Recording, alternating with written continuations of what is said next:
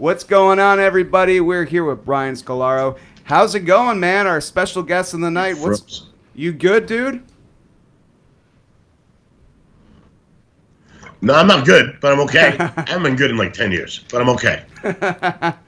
All right. Good to see you. Thanks for having me on. The Ryan Stick Show. So, everybody, a little bit of background.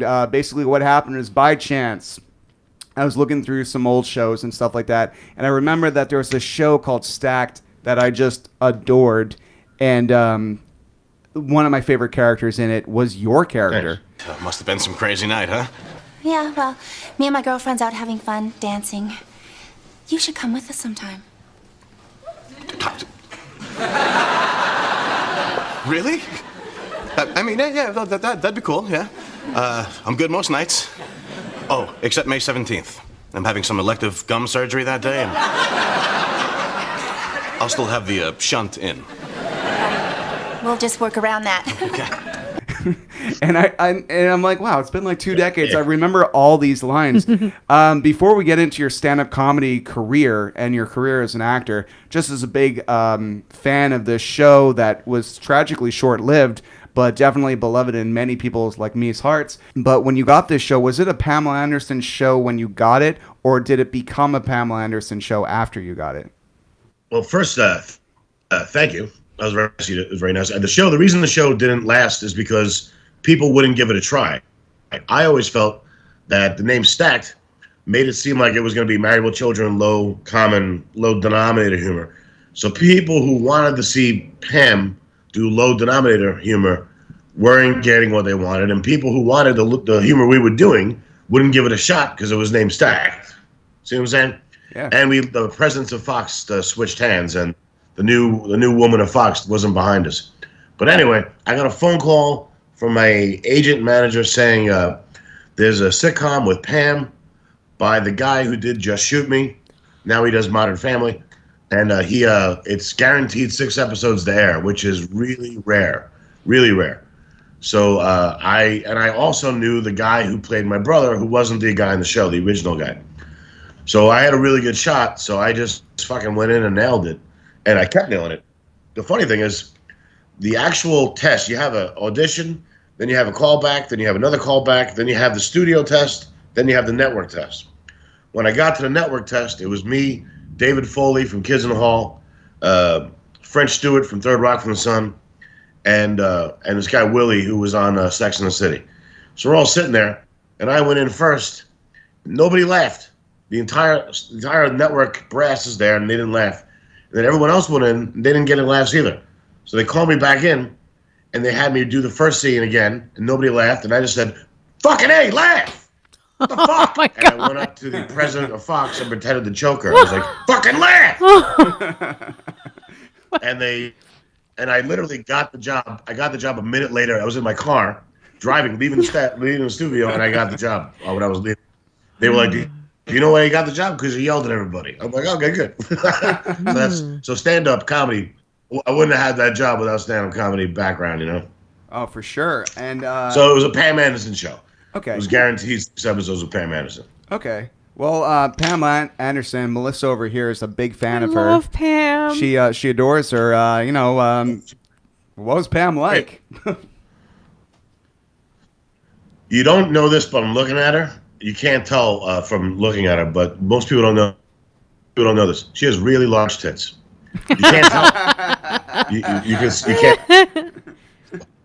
But she was first of all, she was really sweet and giving. For example, she wanted to involve the cast and everything. They invited her to American Idol. She insisted the whole cast go.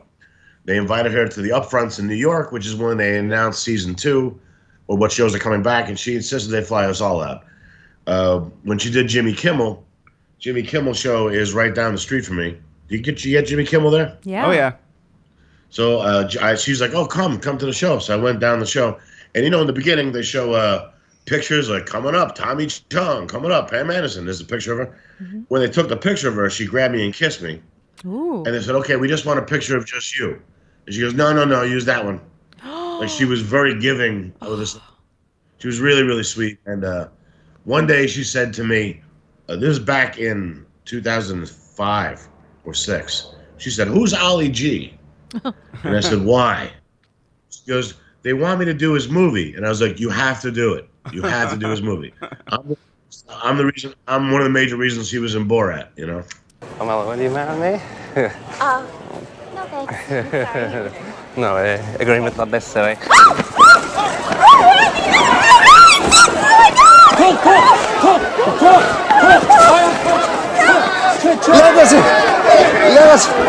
Get down! Get your own wife! But anyway, she was great. She was really, really giving. Like, she was very sweet, right? You couldn't get any sweeter person. We would only work for 4 hours a day because she insisted that she drop her kids off at work and pick her kids up after school. Okay. So she was just like a very nice woman, a very strong, nice woman. And she wrote a book while we were shooting. She was just, she was off book. Like, she knew the lines right after me. I was the first person off book. She'd be right after me. She was a fan of Goldie Hawn. I remember sending her all these Goldie Hawn movies. You couldn't get her. She was very sweet. You know, she was also a girl. Like, she gets jealous. Carmen Electra came on the show, and me and Carmen Electra really hit it off. And Pam got, you can see, got a little jealous. You know, she's a regular woman, but she's a really smart, strong, soft woman. And it was easy to work with her because I never saw the famous movie, the video where she fucked Tommy Lee. Yeah. I never saw that movie. It's really long. So it was very. Well, no, the video's short, but he's really. Yeah, long. I never looked. I never saw it. All right. Well, I met him. He had the personality of a guy with a big dick. He was also a dick. You know what I mean? Yeah. We liked Kid Rock. She was dating Kid Rock at the time. Kid Rock came by, and we liked him. And she goes, I like him too, but Tommy's the father of my kids. And then Kid Rock wanted her to move to Detroit, and that was the end of that because nobody moves to Detroit. You move out of Detroit. I like what you're saying about this Carmen Electra. Like, you and her hit it off. Like, you and Carmen Electra had a love scene, or an implied very much love scene. Well, but sort of. She the funny thing is, in the rehearsal, I was very attracted to both of them, but I put them. They were off limits. You know, so you don't act on it. You don't even think about it. But Carmen showed up blonde, and she looked exactly like my ex, who broke my heart. So I was really like, oh shit. And I have this sexual scene with her. So in the rehearsal, she put her ass on my dick and gyrated it in circles, and I got hard. And so she know I got hard, and she continued to rub anyway. So here's Carmen Electra knowing that she's making me erect, and she's doing it. So anyway, the point is. And I want nothing more than to bring you back to my hotel for a night of the wildest, kinkiest sex of your life. We're gonna do things that would embarrass porn stars. Then we're gonna have a snack. Then I'm gonna take off your handcuffs, and we're gonna do it all over again.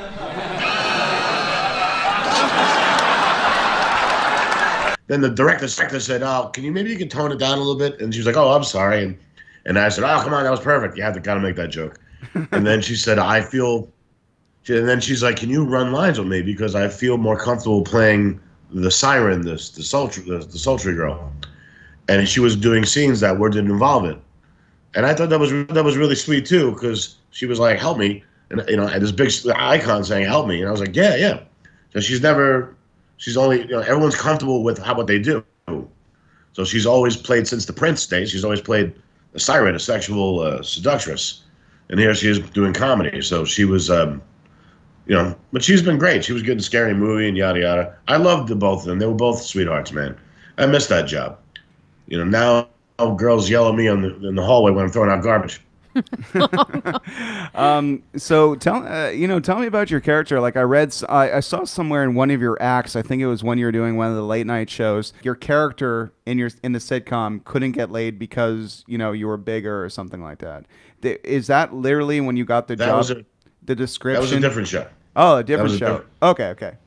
Yeah, that was a show I did in 2012. That really bothered me because the show. First of all, the character wasn't about that. The character had 3 wives and like 10 kids, And then they changed the part because I was fat. They changed the part that nobody wanted to fuck me. You did online dating and didn't get one hit? What'd you write in your profile? I just said I was a guy without much going for him, hangs out at a bar, and when life knocks me down, I stay down. You are exactly my type.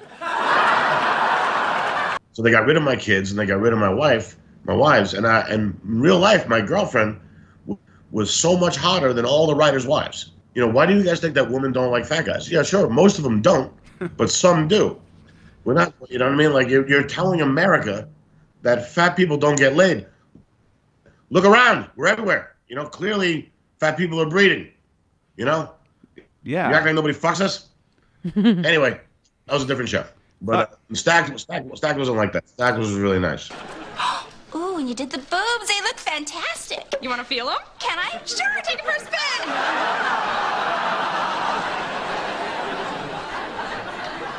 Okay, now there's a little activity in my hang seng. You know, I read this theory why men are so turned on by watching two women. Apparently, it has to do with a mother-son. Shut up, you're ruining it. I mean, gosh, they feel so real. Do they feel like yours? I think so. May I? Come on. Seems like every Jenny McCarthy, Carmen Electra, Pamela Anderson, all on the same show. Sometimes it's like they picked all these like 90s sexual bombshell icons and stuff like that, and just pitted them against each other, because when they came on the show, they're kind of Pam's adversaries and stuff. So that was cool. But I want to talk to you about your character, because you as an actor, and I gotta say, I'm a fan. Like, I've been aware of your comedy for a few days, but I've been a fan of your acting for a long time. And it takes a great actor to display that kind of vulnerability. So it wasn't just the funny things you were saying. It's kind of like you were always putting yourself out there, but terrified that you did. Can you tell me a little bit about your character, Stuart? Well, you know, it's I learned from the best, Canadian John Candy. John Candy would always play every one of his roles with vulnerability. So it's just like, I think that sunk in as a kid that I would play it. But I like Stuart because he said what he felt at all times, which is very similar to me. So either he says something fucked up or he says something really vulnerable. So that was easy because, okay, all I gotta do is be vulnerable. What did you say? I love you, Stuart. Oh my God, I love you too. Yeah. You don't know how long I waited for you to say those words to me. I love you too. I love you so much. Stuart! May I have a word? Not now, Harold. Big moment here. The one thing I added to the character is I wanted him to confuse lust with love. And they kept writing me as an asshole, but I think Stuart actually was in love with her, but he was confusing lust with love. When did you realize? Because I knew the first moment you walked through the door. Stuart, come here, right now. Okay, I'll be right back. Darling. What is so important, man? Skylar just told me she loved me. I know. She's telling everyone. And she loves me? No. She wasn't thinking, hey, I wasn't thinking horrible things about her. He really liked her. But he liked her for the wrong reasons. But they were writing him like he was a dick, but I was playing it like when he saw a beautiful woman, he didn't just want to be with her sexually, he also just immediately fell in love because of how she looked. So he wanted to bring roses, he wanted to get married simply because she looked nice. That's what I added. That's why he was always like, you know. That's why he was always kind of. Another interesting. That's why he was always crumbling. Another interesting thing about this character and the show, because it was such a short-lived show, unfortunately, 20 episodes, 6 in the first, 14 in the second. I think is that the problem? They had these romantic setups that didn't pan out. Like, you weren't kind of sure if Gavin and Pam were going to get together, because he said when he was going in for surgery and he was kind of gassed up, he said he liked her. I personally thought that there was a whole thing there where Stuart hit on Pam, then they got rid of that. Yeah. And I said that seems like that would be a part in the show that would always be there. I get it, Stuart. She's pretty, but do you honestly think she'll ever be interested in guys like us? Maybe not you, Eeyore. But she just invited me to go out partying with her sometime between now and May 17th. You told her about your gum surgery? We tell each other everything. And if you bury it too soon, what are we watching? We want to see Stewart hit on her at least once an episode. And if you get rid of that, then what are these men at home watching? You know what I mean? Yeah. The men at home are going through Stewart. So I always felt they buried that too soon to make way for Gavin, and I thought it was too soon. I thought this should have been like season 5, you know? Yeah. Was there supposed to be a season 3? Because I know they planned for shows to last longer. But I was particularly bummed when it didn't last longer. I know you did, of course. But to me personally, I'm like, this is a great show and a great ensemble. And you and the actor who played your brother, Gavin, were amazing. Christopher Lloyd is on this show, and he was everything he said was amazing. Like, Who is that strange man? Ah, that strange man is Dr. Harold March, former head of the physics department at Caltech, who, not unlike Dr. Edward Berlinger, is widely thought to be one of the world's great scientific minds. Was I wearing a belt when I came in? this became a real show. It wasn't a Pamela Anderson show and some nobodies. This was a team. And I really, that's what bothers me, is that so many sitcoms don't have that. And you guys did, so. Thank you. I don't know if you have the unaired episodes. There's some unaired episodes that I think they're on Hulu. Did you see the one with the guy with the guitar? Yeah, that's the last one I saw. Yes. Oh, so then you have some of the unaired ones. Okay. So what happened is, like, when presidents switch over, they immediately kill any project that's not a hit that they weren't the champion of. So the old president of Fox, this was his baby, and he put us on after American Idol to make sure that we got big numbers in the ratings, and we did. Okay. And then when he was fired and a new one came in, she was like, well, let's see how they do on Friday. She moved us, and then there was no commercials at all, and so they fucked us. You know, and they did that because it wasn't her baby. You know what I mean? And we weren't House, the big hit House at the time. Fuck. Really fucking hurt us was Lost. Lost is what hurt us. That fucking show, Lost. And I remember kept saying, what are you guys watching? There's no ending until you stop watching. When you stop watching, they'll be like, oh, this is what we meant the whole time. It's fake. And nobody fucking listened to me, and they all watched Lost. So you predicted the season finale all those years ago. Well, obviously, if you're writing it, there's no end. They're just writing to keep the whole idea of the show kept you back was what's happening. So they're never going to tell you if that's what keeps you coming back. It's like a cocaine dealer. You've done coke, look at you. It's like that. I've been in Montreal. I know what happens there. Actually, honestly, I don't do drugs at all. This is just the way I look. A lot of people think Ryan does drugs, but no. Just because I looked and act and sometimes even smell like I do, I kind of don't. I don't know. That's why I don't believe in profiling, because I would have been slammed on a. Anyway, so dude, you've had this entire career. Like we were talking about Stacked, and I would like to get into that a little near the end because I want to hear some behind the scenes stories and stuff. But we gotta touch upon all this other stuff you've done. I mean, me and Melissa here worship Conan O'Brien, and you've been on Conan a few times, as I see in the photos. I think it's a skit. I was in a skit once, and I did 2 stand-ups on his old show and on his newer show. What was the skit? I always look up the old skits. It's a very old skit. It was, remember Joel, the announcer? Yes. Oh my God. Yeah. And he would do the Jolie Awards. Yes. And none of them ever made any sense. So he did Jolie Awards once where he was the category was best scientific journalism. Okay. And best guy in a crazy wig. And it was the same category. So there'd be a guy nominated for a New York Times article about deciphering the human genome. Then there was me in a green afro. And it was funny. It was a pretty funny skit, but that was the first one I did for Conan. But then, my good Conan story is, are you guys familiar with a man named Tim Russert? Probably not. Yes. Okay. So Tim Russert taped his show Hardball in the same building as Conan. And Tim Russert's son was Conan's personal assistant. Oh, no way. And Tim Russert was Conan's great friend. They both were Irish. They're both from Boston. They'd eat lunch together every day.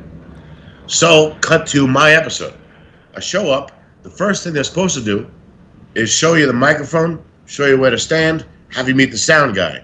And because of me doing sound effects in my act, I got to meet the sound guy. Mm-hmm. But the show starts, and they don't show me anything. Oh dear. And Conan comes out with tears in his eyes and says that Tim Russert passed away of a heart attack 2 floors up. Oh my God. So now everyone there is close friends with Tim and his son. So everyone's in tears. Oh God. Then Conan does a skit to complete silence. He brings out Michael Strahan. He does an interview to complete silence. D.L. Hewley comes out, does an interview to complete silence. Then I have to go out with an unknown microphone, an unknown place to stand, with an unknown sound guy to an audience that hasn't laughed once yet. And I walk out, and the first 2 jokes didn't get laughs, and finally they all started laughing. Then they all thanked me for coming. But the funniest part was I'm sitting at the couch, and I'm excited to be there. You know, I'm on Conan. I love Conan. Oh God, yeah. And so the band starts playing, and Conan looks over at me and he goes, and I'm excited, like, yeah, what are you going to say? It's going to be funny? And Conan goes, you know, you think 40 years old would be a good age, but everybody starts dying. So I go, oh yeah, I'm sorry to hear about your friend. And I said, I'll be 40 in a couple of years. And D.L. Hewley goes, yeah, man, I'm there now. So now you got 3 guys talking about how we're going to die soon. And meanwhile, the band's like, and we're like, yeah, we're gonna die really soon. Oh my! That's what's going on in the background. Oh my God! Pretty fun. Oh God! I always wonder what people are talking about as the band is playing, and that's as you were going to commercial. Wow! Yeah. Wow! We were talking about dying. That's a skit in Lord. itself, actually. When you really think about it, like, what do we talk about when the band's playing? Yeah. Yeah. Death. Okay. Larry Sands. So, Conan was awesome. Okay, and Conan's a nice dude. Does he come and like say hi? But when his friends aren't dying and stuff, like he's like. Yeah, the second time I did the show, he came out and met me before the show. Came out and met me afterwards. And when he came up to me and we went to commercial, I said, "Hey, you're not going to remember this." I was like, "Remember when your friend Tim died?" He goes, "Yeah." I go, "I was on that episode." He goes, "Oh my God, that was you." And he goes, "Yes, I'm so glad you came back." And we had a little moment there. It was really nice. And then when I left, I heard he said to the booker, "Let's have him back. He's old school." I like that. Oh. Because everyone, if you watch comedy nowadays, what's really popular is standing still and talking, doing joke. Yeah. Almost no delivery. No, you know. And I come from a George Carlin era where we act things out, we do a delivery, we do voices. I like a performance, but that's not what's hot right now. And so Conan liked that I did that and said, "Let's bring him back." Oh, amazing, man! That is amazing. That's like praise from the top brass when it comes to us. Yeah.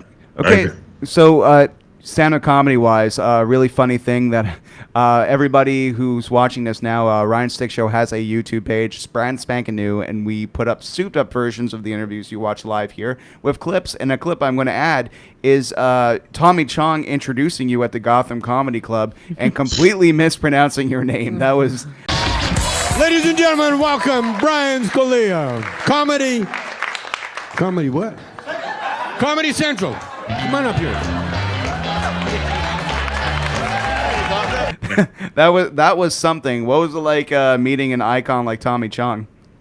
Well, it's just what was funny is that I already had my special on Comedy Central, so this was just me paying for my flight to come to New York to visit my family. It was $500, and I was like, "Oh yeah, I'll just do it," and paid for my whole flight. But what's funny is that Tommy got it wrong. Like, he's not an MC. Like, normally you're supposed to say, "This guy's been on Comedy Central, Brian Scolaro." Yeah. He literally said, "Brian Scolario from Comedy Central." Like, he gave Comedy Central the build-up, not me. Worst intro I ever got was Tiffany Haddish. You know Tiffany Haddish? Yeah. She just started stand-up, And she was emceeing, and she said, "What do you want me to say for your intro?" And I said, "I just said Conan O'Brien." So she went up there and said, "Ladies and gentlemen, Conan O'Brien!" No. The entire crowd thought I was going to be Conan O'Brien. Oh, So for 10 minutes, I had to do jokes about that instead of my act. And then apparently I yelled at her afterwards.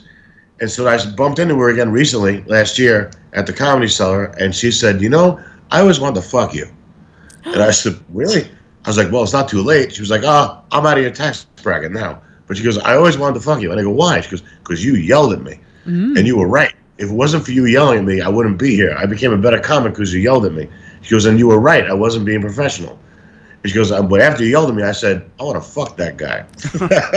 I love like that this stuff. girl. You know what? That sounds familiar. I think I've heard you tell that story on a podcast, actually, because I follow a lot of comedy podcasts. Yeah, that's possibly. Wow. It's on my Patreon right now.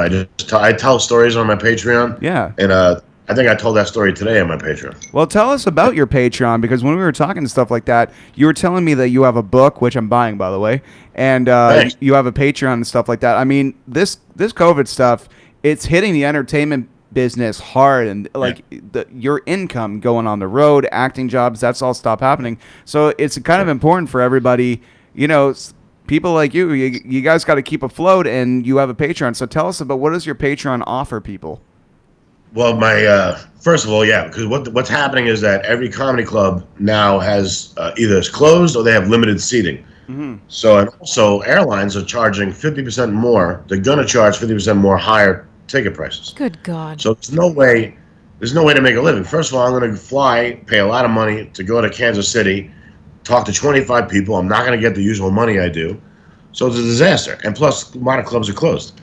So I wrote a book, and I have a Patreon, and my Patreon offers about 7 to 10 minute videos a week. So I do stand-up comedy on the street or on my couch, all new jokes. I rant. I also tell stories. I tell showbiz stories, and I also do skits because I write skits, just me, different hats on. Yeah. And if you think about it, it's only $5 a month. If you pay to see me in your city, you're paying. You and your girl or you and your date are spending a 2-drink minimum and 2 tickets and the tip, so it's probably about $70. If you buy food and have a babysitter and gas, it's $100, $150, and you see me do 45 minutes once a year. But if you do my Patreon for $5 a month, that comes out to $60 a year. You get 300 minutes of stand-up a year, and you get 300 minutes of stories and 300 minutes of skits. So I would love. You can cancel at any time. I would love you guys to join. I've just started. I need my numbers to go up. People are attracted to numbers. If they see higher numbers, they join because they're sheep. So you could help me out for a few months and leave if you like. But I did 3 videos today. I uploaded one today. I uploaded one yesterday. I do 3 a week. It's my new job, and I'm planning on playing the road less next year. So this will be my new job. Yeah. And the book. And so that's patreon.com/Brian Scolaro. Glad you're bringing up the book. Interesting title. Let's How to Punch 'Em. Let's talk about this book, How to Punch 'Em. How to Punch a Monkey. Yeah. It's I grew up loving George Carlin, and George Carlin books. His books were awesome, and I always kept them by the toilet. They were perfect for the toilet. You would read a few pages and you put it down, and it was never like a story. It was either rants or one-liners. So what I did was model my book after his, and it's called How to Punch a Monkey. It's all jokes, and it's all silliness, and I'm really, really proud of it. There's a paperback version, and there's a Kindle version. And I know a lot of people like Kindle, but I love that paperback. I love that thing just sitting there by the toilet. I fucking love it. That's old school. Yeah. So it's on the paperback version, and the Kindle version are available on Amazon. If you type in How to Punch a Monkey, it'll show up. Or if you type in Brian Scolaro. Or if you go to lulu.com, LULU.com, and go to type in Brian Scolaro, it'll show up. And if you guys buy a book or join my Patreon, I would be indebted. We can talk. Yeah, I'll be happy to have you on. And I'm really proud of the book in particular. And the Patreon is going to be my new job. Because this is going to change for at least a year. Oh, yeah, for sure. And the book doesn't involve actually punching monkeys now, does it? Just the first page. Just the first page. Oh dear. No. It's really easy. He means the cover.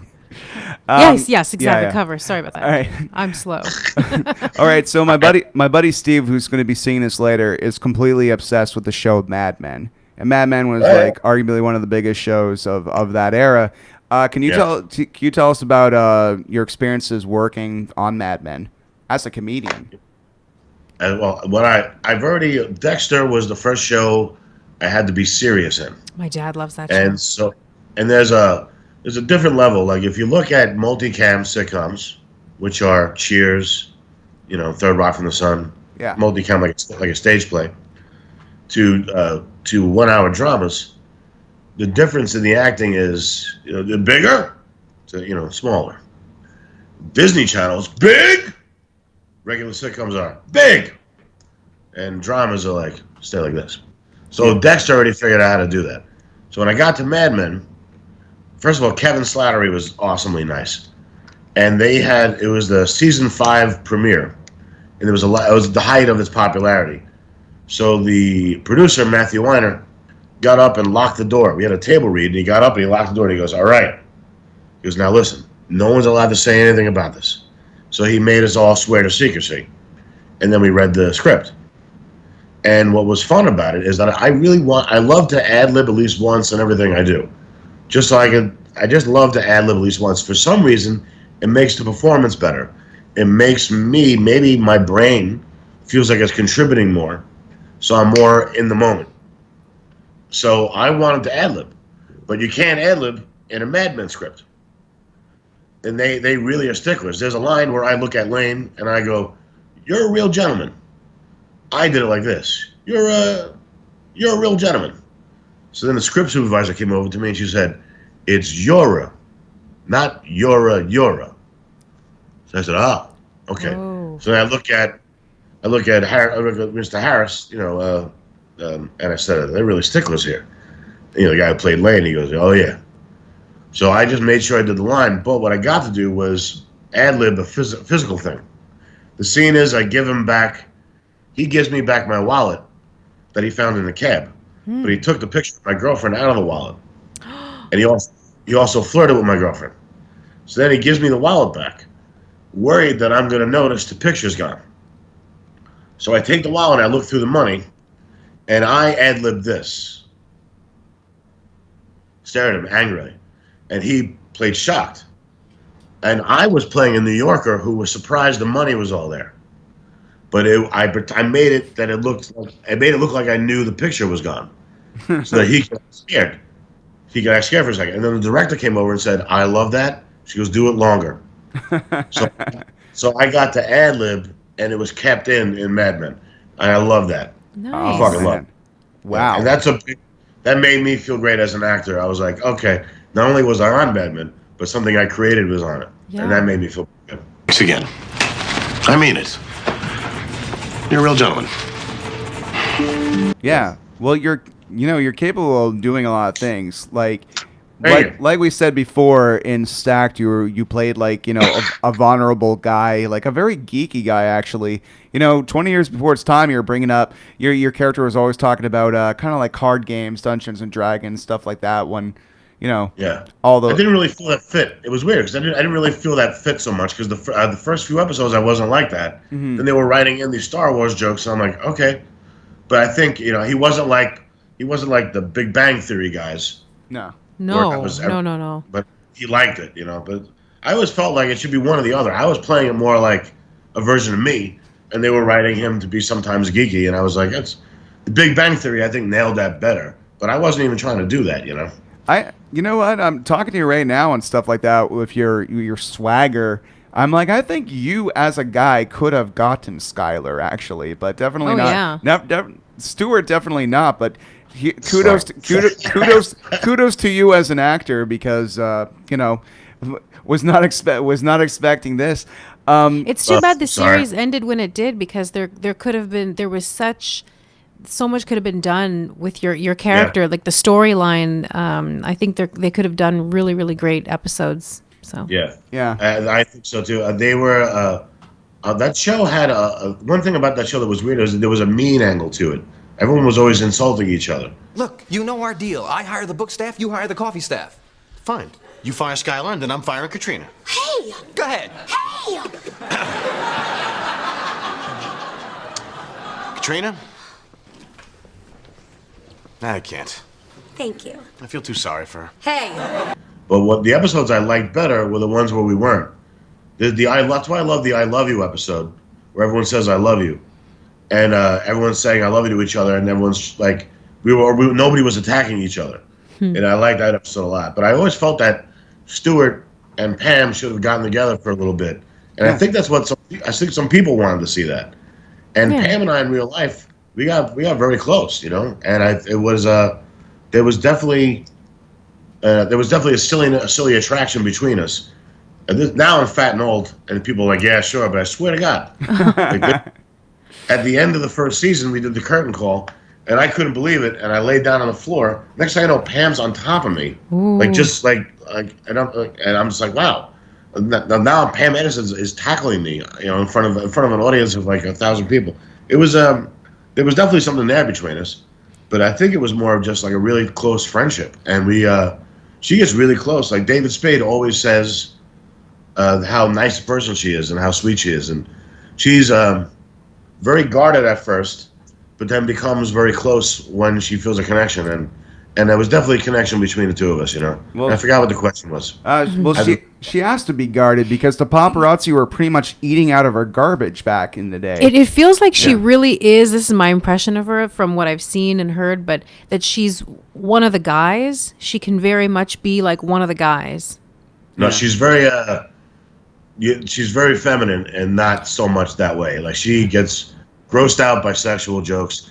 There was a joke once where she dropped a line, and in front of the crowd I said, "See, I told you, if we had slept together beforehand, you'd be more relaxed." And she threw the book at me. Like she wasn't so much when you say one of the guys, it could take her like, yeah, you know what I mean. But she wasn't like that. She was comfortable around all of us, and she was just a great human being, and I definitely miss her company. Like she was just very, very fun to be around, and sweet, and would let other people.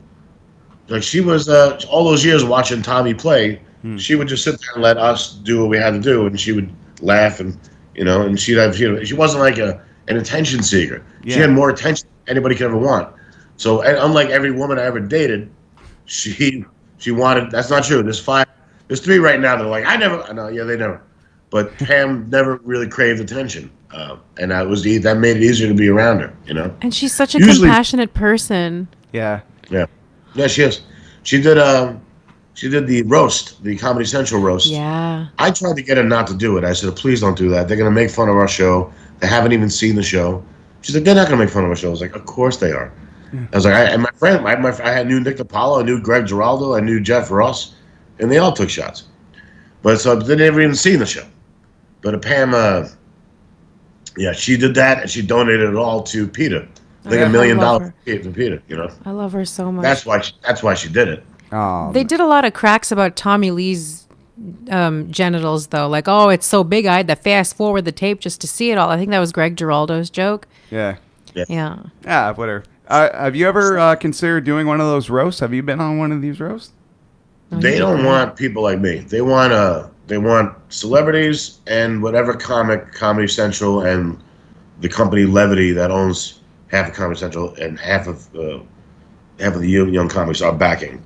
Okay. So they want like a hot comedian that they represent and celebrities. They don't even want it. Elon had to force his way on the roast. They didn't even want him. You know, they wanted the youth. Oh, it's crazy.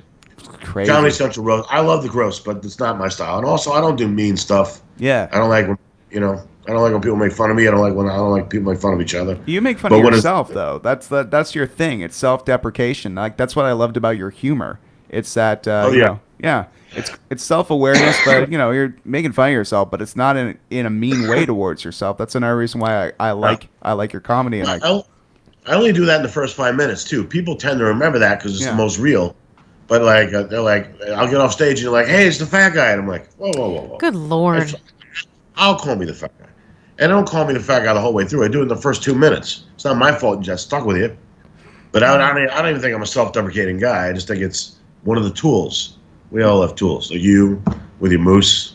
It's not mousse. Pomade. It's not mousse as much as it's a hair straightener, but yeah.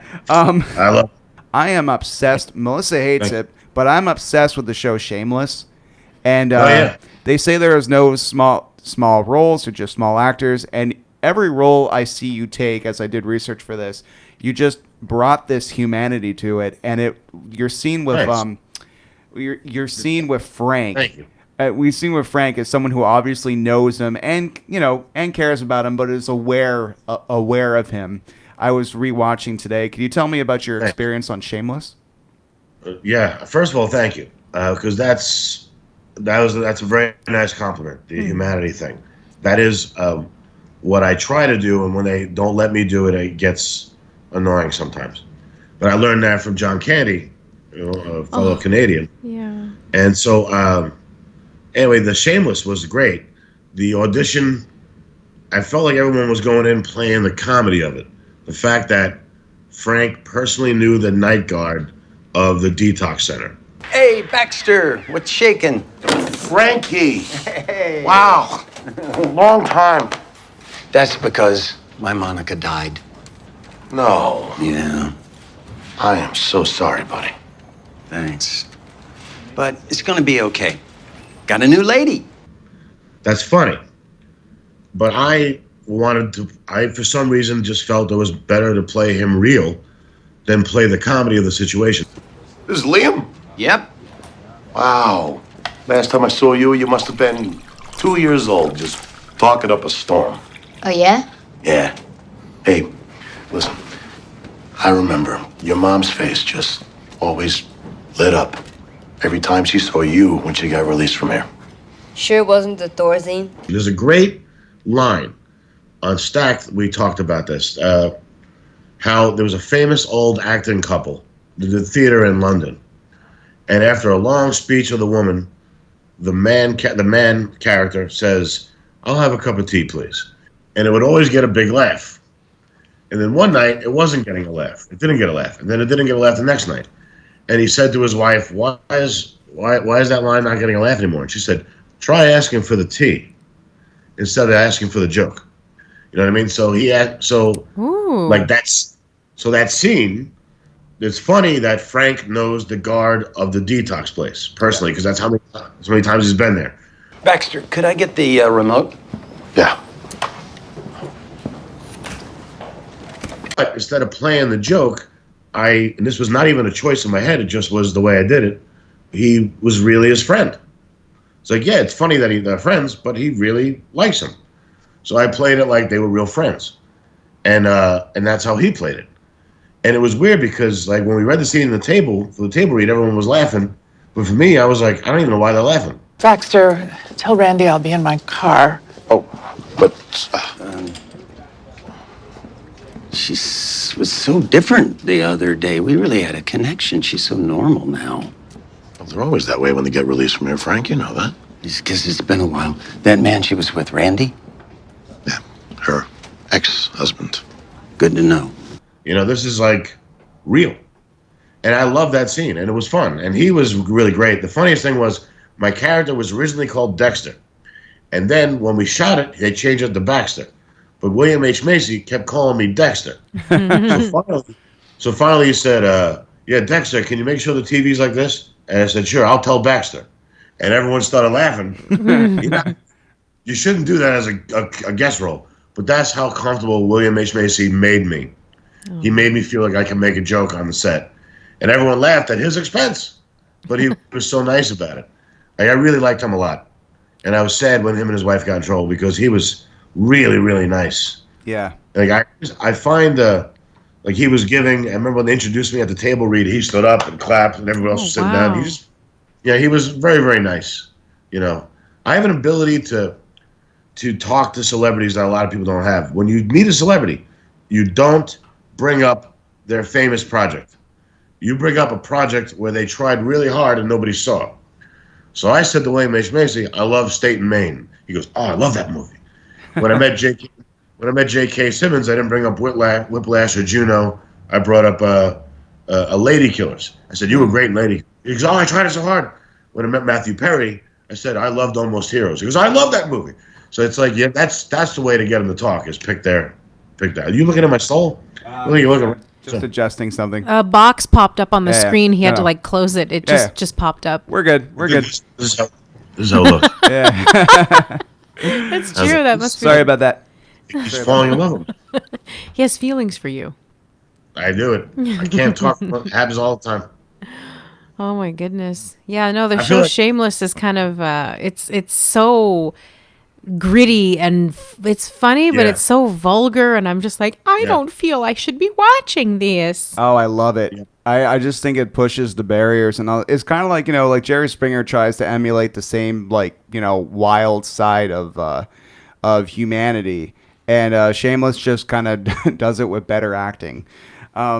So yeah. So what would you say? What would we say is like one of your favorite, besides the ones we've talked about? Like you just said, you bring up something that you bring up Lady Killers for J.K. Simmons. What is your equivalent of Lady Killers? Like, what is the project that you really have near and dear to your heart that you hope some guy who looks like he's on drugs asks you on a web series sometime?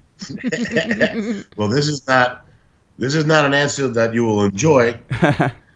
But when somebody writes to me, and who's calling me? Of course. When somebody, look at this, Ma. when somebody knows my old radio show from college, or when somebody knows the skits I did with my friends after college, it's called Voodoo Op. Hey! How you doing? I'm good. I'm sorry. You first. Saz? Let me... Are you Tony, still... can you... No, shut up! let me speak. Shut up! Son of a bitch! Jacob! Carl! Stan! Fred! From the bowling alley. No, Martha's... The wedding, Vineyard. Martha's Vineyard. No. Never met you. No. Never met you. We don't know each other. We did about 150 skits back when there was no YouTube, and to have a video camera was very rare, and we did them on VHS tapes, made compilations, and passed them out, and we put all those videos up on YouTube. I think when a fan writes to me, I've been a fan since Voodoo Up. I go, all right, now I'll talk, and I'll smoke a joint and actually talk to the guy. Yeah, because I'm so proud of those skits. Like, we did a skit where I wrote a skit where a pizza guy delivers a pizza, and he goes, pizza, and there's no pizza in his hands. And we're like, okay. And he lifts his shirt, and the pizza's under his shirt and falls on the floor. And I believe I ordered sausage. So he shakes his leg, and sausages come out of his pant leg. So it's disgusting. And he goes, $7.50. She goes, $7.50. I said, okay. So I pull down my pants, and I shit quarters. So he goes, oh my God, and he runs out of the room. And the rest of the skit is about a guy who shits quarters. He shits with the kid rides the little horse outside of supermarkets. Shits quarters into a homeless man's cup. So it's like those skits I'm really, really, really proud of. Wow, man. How did you edit those? I'll send you a couple for the editing. Okay? Yeah, that'd be great. Did you edit from one VCR to another? Well, we put it into my friend's computer. Okay. Like a very old computer, and we edited there, and then we made VHS tapes out of those. Ah, nice. But it was before YouTube. The internet was just getting started when we started. We started getting popular. We started shooting in 95, 96, and we're still shooting. We shot a couple short films. But when people see that stuff, and when people mention that to me, I get really happy. And my old radio show, I just posted on YouTube last night. It's called That Damn Show. What am I most proud of? I'm most proud of Stacked, and I'm most proud of my appearance on Mad Men. But I think Stacked was I enjoyed being a regular on a multicam sitcom on a network is what I was born to do. Yeah. Yes, because correct me if I'm wrong, but when you're it's almost like performing a play, right? Because the cameras are cutting but you have to do like the whole scene. Whereas if it's a single camera, you have to do all of one side, then switch and change places the other person. It's so much slower that you don't get that same feeling of satisfaction. Yeah. And when I was in 6th grade and 7th grade, I was the lead in some school plays, and then I did a play all 4 years in my high school. So I really love plays. Yeah. I haven't done, and so when I did sitcoms, that translated. Yeah. You know, really easily. You know, I distinctly, a lot of people feel it's my stand-up comedy, but I think it's doing plays in high school that taught me how to do multicam sitcoms. And that's what I think I'm born to do. I'm certainly not a great son. I'm not a great brother. I'm not a great boyfriend. I'm not even a great stand-up comic. But what I think I am actually good at is multicam sitcoms. Okay, but listen, when he comes in, no matter how hard he tries to charm me, and he will, do not let me get sucked into going back with him. Okay? Skylar, here at Stacked, we're all about helping. Excuse me. Now I'm busy. You know, not that I'm fucking, what's his name? The guy who's Tony Randall. Not that I'm Shelley Long or Jackie Gleason, but I'm good. You know. Yeah. Was it filmed before a live studio audience? Yeah, they were really awesome. So you get that energy too. You get to feed off that energy. Wow. Melissa was on a Canadian made-for-kids sitcom like in 1999 and stuff like that. So she knows all about the. Well, it was a long time ago. Yeah, long time ago. But it's really fun and great to hear. Just considering we're on the topic of Stacked and stuff like that, before we let you go, because we don't want to take up all your entire night, is there any really fun behind the scenes stories that always get a laugh when you tell them at parties? I don't know how old are you? 36. Okay. I don't know if this joke will work. Okay. But one thing that was really fun was about, 4 months into working with Christopher Lloyd. We were sitting down at his table on the show. I would always go at his table in between shots and talk to him. He became my friend. And I sat down with him. I said, I got to tell you something. He goes, what? I go, you did something that really bothered me. And he goes, what? I was like, you remember when you killed the cartoon shoe in Who Framed Roger Rabbit? And he goes, yeah. I go, why'd you do that? It couldn't even speak. It had no arms. How is that going to fuck up your cable car empire? Why would you do that? And he looked at me very seriously and said, I'm really sorry. It just made me laugh. Like, that was a fun time. And he's Doc Brown and Fester. God. Yeah. Oh, man. What's that? Oh, he's Doc Brown and Fester. And Jim from Taxi. They want the third episode in. They came up to him.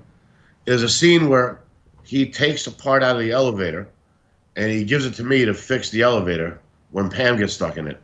And he came up to me and he goes, "Hey, there's a part of the elevator." And they came up to him and said, "Can you do the scene like Doc Brown?" And I knew he didn't want to do the scene as Doc Brown. And I didn't want to do the scene as Doc Brown, but he did it because he's nice. And then the next day, the reviews came out that he was reliving his Doc Brown character. And I was like, I saw that they made him do it. He was very nice and said yes when he didn't want to say yes, but he figured I'd better be nice. I got to work with this guy for how? But it was funny in that scene. They had this crudité backstage. They had carrots and salami and pepperoni and radishes and stuff to dip. So during that scene, when he's like, I got a part in the elevator, and all I'm thinking is, his breath smells like salami. Like, when you finally get to work with Christopher Lloyd, all you can think is, his breath smells like salami. Like, it's really weird. They become humans, They become humans, not icons. I wonder if that shoe in Roger Rabbit thought his breath smelled like pepperoni, too. Well, he was probably distracted. He's dead now. Jesus. Never. You seem to have a lot of chemistry with the dude who played your brother. Was there a real-life friendship beyond that? I've known him forever. He was a stand-up comic as well. So we had when he replaced the original actor. Can you tell me about the original actor? Because speaking of Back to the Future, they replaced Marty Mcfly like a month into shooting. So how much work happened before they replaced the Gavin character? We shot a pilot with him, and we were rehearsing the second episode when they let him go. No. And I thought he was great. Nothing against Alon at all, because Alon was terrific. But we had with the original actor, we had specific areas we could play. I could play the child, he could play Pompous, and it was great. And when they replaced him because they wanted somebody geekier, they hired Alon. And now Alon and I felt were too similar. That sometimes the characters got they could, if you can rewrite a whole plot line and put me in place of Alon's character, then the writing's not, You know what I mean? You can't tell the characters apart. And I thought that's what happened when they got rid of the guy. But the other guy I loved, he was a close friend of mine. And I had to see him get fired in front of my face. Oh, That no. sucked.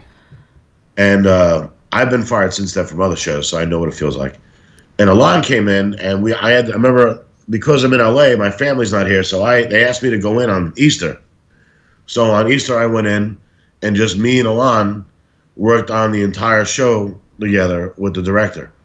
So Alon I know in a long time, so our chemistry was like that, and nobody was more supportive than Alon. He would constantly tell the writers, "You got to give Brian more. He's the one that nails every line." He's like, "I've never seen it." Alon has been still complimentary to this day about the work I did, and that was there was not a jealous bone in his body, you know. He was somebody that if they made the show about me, like they did with Fonzie, he would have been like, "Yeah, do it." You know what I mean? Like, he was a great coworker. And we hang out. We still talk to each other. He does a great nightly podcast on Instagram. It's worth watching. It's very funny. Hey, Oh, for okay. sure. Do you know what it's called? No, because we're not that cool. Nice. All right. Elon is his name. All right, if you got a lot of homework, join my patreon.com/Brian Scolaro. Buy my book at lulu.com, How to Punch a Monkey. Search Brian Scolaro. Or go to Amazon. Go to Elon's podcast. Make sure you call your mother. My father just passed away a week and a half ago. I'm so sorry to hear that. We're so sorry. Oh my man. god. Thank you. He was in New York and I'm in LA, and he wouldn't let me come home. Oh my god. So I couldn't even be there for my father's death. But I will say this.